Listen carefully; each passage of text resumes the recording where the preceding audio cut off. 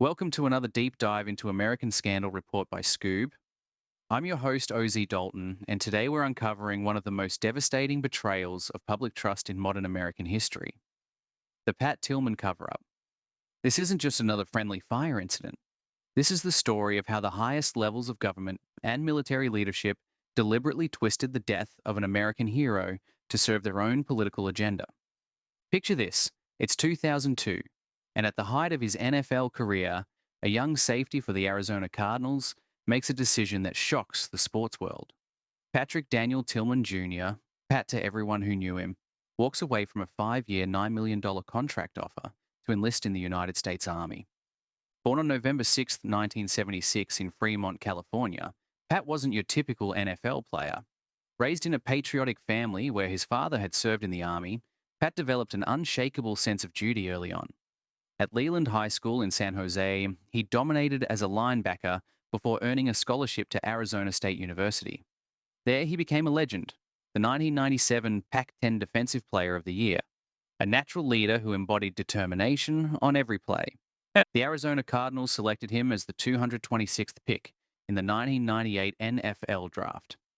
Moving from linebacker to safety, Pat quickly proved his worth, starting 10 of 16 games in his rookie season. His loyalty was legendary. He actually turned down that massive contract from the St. Louis Rams because he felt committed to Arizona. But then September 11th happened. Like millions of Americans, Pat watched in horror as those towers fell. But unlike most of us, Pat Tillman made a choice that would change everything. The terrorist attacks didn't just anger him, they ignited something deeper. Here was a man who could have lived comfortably in the spotlight, earning millions for playing a game he loved. Instead, he chose sacrifice. In May 2002, Pat and his younger brother Kevin enlisted together. Not just in the regular army, they went straight for the elite Army Rangers. Think about that for a moment. This wasn't some publicity stunt or easy assignment. The Rangers are among the most demanding, dangerous units in the military. The Tillman brothers completed the brutal Ranger assessment and selection program in late 2002 and were assigned to the 2nd Ranger Battalion at Fort Lewis, Washington. Pat's decision sent shockwaves through America. Here was a celebrity voluntarily giving up fame and fortune to serve his country in its darkest hour. He became the embodiment of post-9/11 patriotism, proof that America's finest were willing to sacrifice everything for freedom. Pat Tillman's military service was everything you'd expect from someone of his character, exemplary and courageous. After joining the Rangers, he participated in the initial invasion of Iraq as part of Operation Iraqi Freedom. But here's where the story gets complicated, and we'll come back to this later. Pat wasn't entirely sold on the Iraq War. He believed in fighting those responsible for 9/11, but questions about weapons of mass destruction and targeting Saddam Hussein troubled him. In September 2003, Pat entered the prestigious Ranger School at Fort Benning, Georgia, graduating on November 28th. This wasn't a ceremonial graduation. Ranger School breaks strong men. It's a crucible that tests every limit of human endurance, and Pat excelled. After graduation, he was deployed to Afghanistan and stationed at Forward Operating Base Salerno. This was where the real war was, hunting Taliban and Al-Qaeda fighters in the mountainous terrain along the Pakistan border. It was dangerous, demanding work, exactly the kind of mission Pat had enlisted to undertake. By April 2004, Pat had proven himself as a soldier, just as thoroughly as he had as an athlete. His fellow Rangers respected him not because he was a former NFL player, but because he was a dedicated warrior who never asked for special treatment.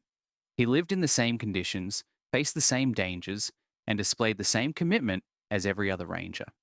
But on April 22nd, 2004, everything changed during what should have been a routine mission in eastern Afghanistan. And let me take you through what really happened on that deadly day, because the truth, when it finally came out, was nothing like what America was initially told. Pat Tillman's platoon was conducting operations in eastern Afghanistan, along the Pakistan border, hunting Taliban and Al-Qaeda fighters. It was exactly the kind of mission every Ranger trained for. But from the beginning, nothing went according to plan. The problem started with something as mundane as a broken-down Humvee. The vehicle had to be towed by a local truck, and it was slowing down the entire operation. Then came a fateful decision that would cost lives. A commander back at base, sitting safely in a tactical operations center, ordered the platoon to split into two groups. This was against the explicit objection of the platoon leader on the ground. Think about that. You have an experienced officer in the field saying, "Don't split my force," and some desk jockey miles away overrules him. As retired Brigadier General David Grange, who commanded Rangers himself, later said, "Usually the guy on the ground knows what's going on. But orders are orders." The platoon split. Pat was with the first group that pressed ahead, moving safely through a deep canyon and arriving at a small village. The second group included Pat's brother Kevin and was stuck dealing with that broken Humvee. They tried to follow a different route but found the terrain too rugged, so they backtracked into the same narrow canyon the first group had used. Here's the critical detail: although the second group was only 30 minutes behind, the first group had no idea they were coming up behind them. That's when everything went wrong. In the canyon, the second group was ambushed from above by enemy fighters. Picture this scene: a narrow canyon, shadows growing longer as the sun sets, gunfire echoing off the walls, and confusion spreading through the ranks. The lighting was that dangerous in-between stage, too bright for night vision goggles, but getting dark enough that visibility was compromised. Radio contact between the two groups failed in the deep canyon. When Pat's group heard the gunfire, they did exactly what Rangers are trained to do. They turned back to help their brothers.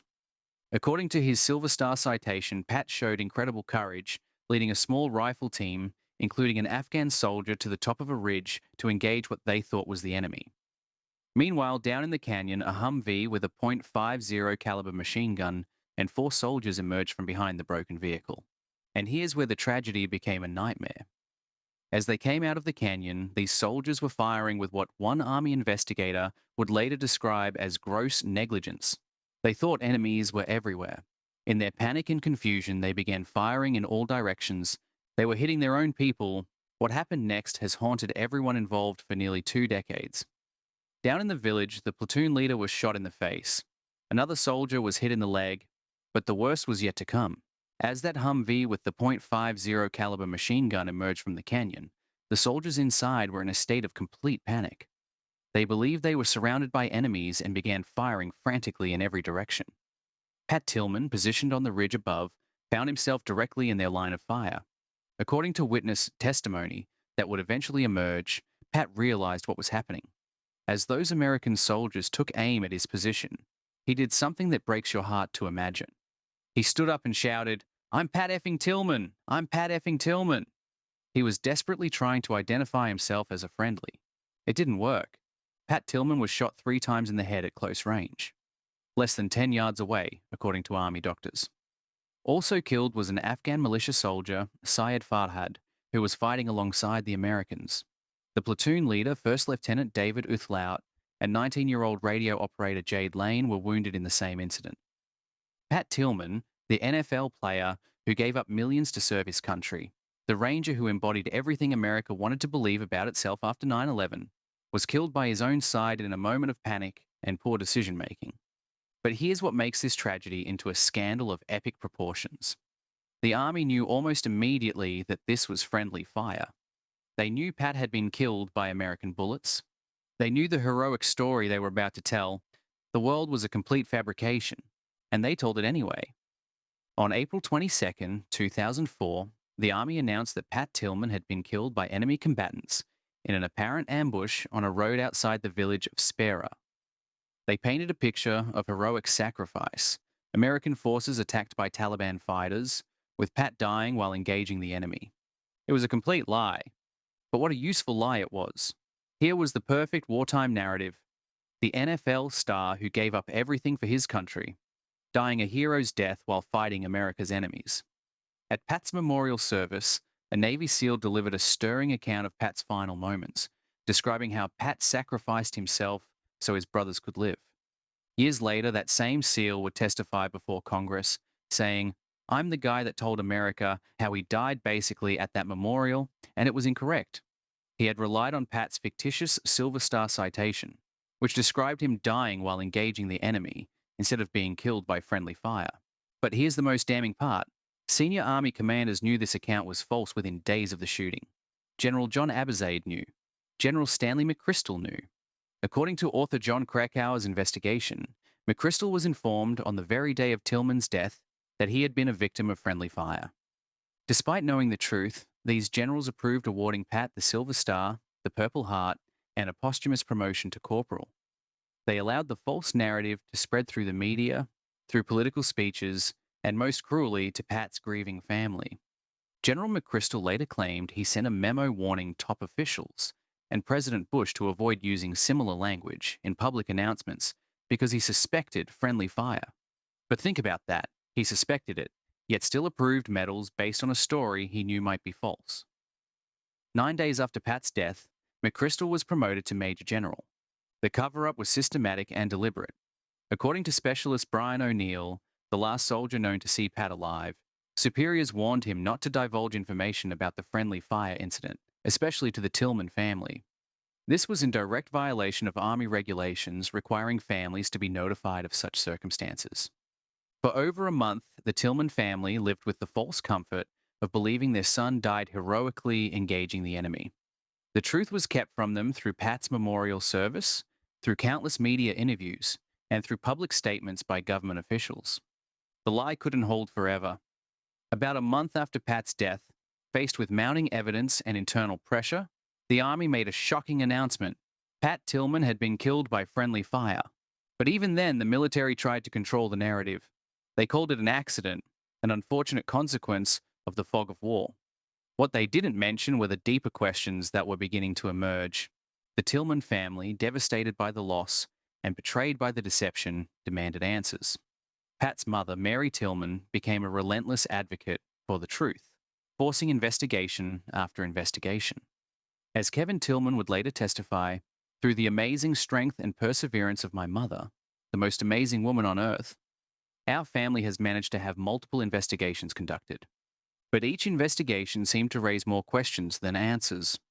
A report prepared by Brigadier General Gary M. Jones revealed disturbing details. Army investigators were aware immediately that Pat had been killed by friendly fire. He was shot 3 times in the head at less than 10 yards away. There was no evidence of enemy fire in the area where he died, none whatsoever. So if there were no enemies nearby, what exactly were those American soldiers shooting at? The investigation revealed gross negligence, panic, and a complete breakdown of basic military protocols. Yet no one faced serious consequences. The Army Criminal Investigation Division's report, dated March 19, 2007, laid out the sequence of events in clinical detail. It described how Serial 1, Pat's group, tried to signal their friendly position to Serial 2 as they emerged from the gorge. Despite these attempts to identify themselves, the soldiers in the lead vehicle opened fire anyway. The final investigation recommended disciplinary action against 9 officers, including 4 generals. But many of those recommendations were ignored or watered down. The institutional instinct to protect its own proved stronger than the demand for accountability. By 2007, the contradictions and cover-up had become so blatant that Congress was forced to intervene. The House Committee on Oversight and Government Reform held hearings that would expose the full scope of the deception. The testimony was damning. Specialist Brian O'Neill, who had been with Pat during his final moments, told Congress that he had been ordered not to tell anyone about the friendly fire, not the media, and especially not the Tillman family. Here was a soldier being commanded to lie to the family of a fallen comrade. Kevin Tillman, Pat's brother, who had enlisted with him and was in the convoy that day, testified about the military's deliberate attempts to spin his brother's death. He described how the false narrative was used to deflect attention from the emerging failures in the Afghan war. The congressional hearing featured video replay of what they called the big lie, that phony account of Pat's heroism given at his memorial service. Watching that footage, knowing what we know now, is absolutely heartbreaking.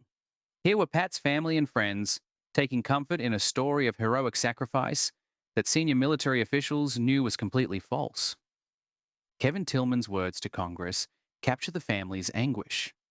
However, while each investigation gathered more information, the mountain of evidence was never used to arrive at an honest or even sensible conclusion. In July 2007, the House Committee accused President George W. Bush's administration and the Pentagon of actively withholding documents related to Pat's death. The pattern was clear. At every level, from field commanders to the highest reaches of government, officials had prioritized protecting the military's image over providing truth to a grieving family. The inconsistent stories, the deliberate deception, and the scapegoating of Pat's platoon mates compounded the family's grief immeasurably. Mary Tillman, driven to desperation by the lies and stonewalling, even began to suspect the worst, that the army had deliberately murdered Pat, though she had no evidence to support such a theory. That brings us to some of the most troubling aspects of this case, questions that remain unanswered to this day. Pat Tillman was shot 3 times in the head at close range. That's not typical of panic fire or accidental friendly fire incidents. It's the kind of precise shooting that raises uncomfortable questions about intent. Moreover, investigations found no evidence of enemy fire in the area where Pat died, despite the Army's initial claims of an ambush. So what were those American soldiers actually shooting at? The official explanation, that they panicked and thought enemies were everywhere, doesn't fully account for the focused nature of the fire that killed Pat. Here's another troubling detail that emerged. Pat Tillman had become increasingly critical of the Iraq War. He believed in the mission in Afghanistan, hunting those responsible for 9/11, but he was deeply skeptical about the shift to Iraq. Pat wasn't sold on the weapons of mass destruction argument and didn't consider Saddam Hussein a target worth the casualties. According to people who knew him, Pat was planning to contact prominent Iraq war critic Noam Chomsky when he returned from his deployment. He had also kept a journal, but mysteriously, that journal was never found after his death, despite regulations requiring such items to be returned to families. Was Pat Tillman's growing criticism of the war a factor in what happened to him? We may never know for certain, but the questions persist because the military's handling of the case destroyed trust in their official explanations. The fact remains, a high-profile soldier who had become critical of administration policy was killed under suspicious circumstances, and the truth about his death was immediately covered up by the highest levels of military command.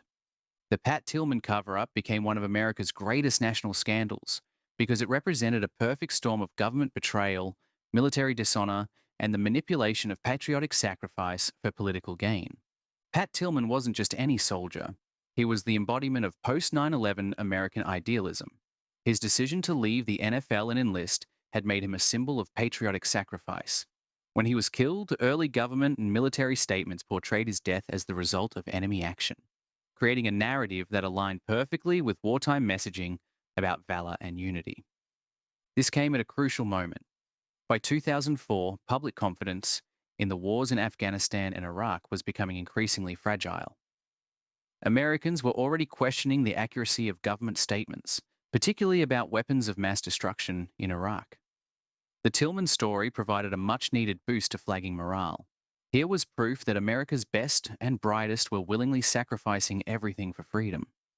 But when the truth emerged, it revealed something far more sinister than a tragic accident. Internal communications showed that commanders and officials knew early on that Pat had been killed by fellow soldiers, yet they deliberately withheld this information from his family and the public. The delay preserved the heroic narrative long enough to serve political purposes, including speeches and ceremonies that leaned heavily on the false account. This wasn't just misinformation, it was deliberate deception. The government had exploited a soldier's death to sustain public support for increasingly unpopular wars. The willingness to manipulate such a symbolic figure eroded public confidence, not only in military transparency, but in the civilian leadership overseeing the conflicts. Congressional hearings exposed systemic failures in the chain of command, with testimonies revealing lost documents, shifting explanations, and what appeared to be coordinated stonewalling from military and government officials. These weren't isolated communication lapses. They suggested an institutional culture that prioritized image management over truth-telling. The scandal deepened because it violated the most sacred trust between government, military, and the families of those who serve. When someone dies in military service, their loved ones depend on accurate information about how and why they died. The decision to conceal the circumstances of Pat's death, to allow his family to find comfort in a lie while officials who knew better received promotions and medals, revealed a staggering disconnect between the ideals of service and the behavior of those in command. What makes the Pat Tillman scandal so enduringly shocking is how it illuminated the gap between American ideals and the reality of how power operates in wartime. The military is supposed to be the ultimate meritocracy, where honor, courage, and integrity matter more than politics or public relations. Pat Tillman embodied those values. He literally gave up millions of dollars because he believed in something larger than himself. Yet the institution he served betrayed those very values by turning his death into a propaganda tool. The cover up also revealed how expendable individual soldiers could become when their stories didn't serve institutional needs. Pat's fellow Rangers, who witnessed the truth of what happened, were ordered to stay silent. They were forced to live with the knowledge that their friend's death was being misrepresented while they were powerless to correct the record. The psychological damage extended far beyond the Tillman family. Brian O'Neill, the last person to see Pat alive, was traumatized not just by losing a fellow soldier, but by being ordered to lie about it. Kevin Tillman had to watch his brother's death be exploited for political purposes, while being unable to speak the truth. The other Rangers involved had to live with the knowledge that their moment of panic and poor judgment had killed a fellow soldier, while also dealing with a massive institutional cover up. Mary Tillman's relentless pursuit of the truth became legendary, but consider what it cost her. Instead of being allowed to grieve her son's death and celebrate his genuine sacrifice, she was forced to become a detective, forcing investigation after investigation, battling an entire government apparatus that seemed determined to maintain its lie. The scandal continues to resonate because it represents the dangers of unchecked government power during wartime. When institutions prioritize narrative management over truth telling, when political considerations override moral obligations to military families, the very foundations of democratic accountability begin to erode. Nearly 2 decades later, the truth behind Pat Tillman's death still feels unresolved. What should have been an honest account of sacrifice became a carefully managed story, shaped by politics, reputation, and silence. Tillman was more than a symbol. He was a questioning, principled man whose loyalty to truth made his story inconvenient. His death by friendly fire didn't dishonor his service. What dishonored it was the deception that followed. Officials protected, careers untouched, and a family forced to fight for answers buried in redacted files. This wasn't just a cover up, it was a breach of trust between a nation and those it sends to war. And here's the unsettling part: how many details still remain hidden? What was said behind closed doors? And who ensured it never reached the public? To uncover the full story, the unanswered questions, and the documents that changed everything, download the Skoob app now. Get access to the complete investigation and hear the parts that were never meant to be told. Because remembering Pat Tillman means demanding the truth, not just honoring the myth.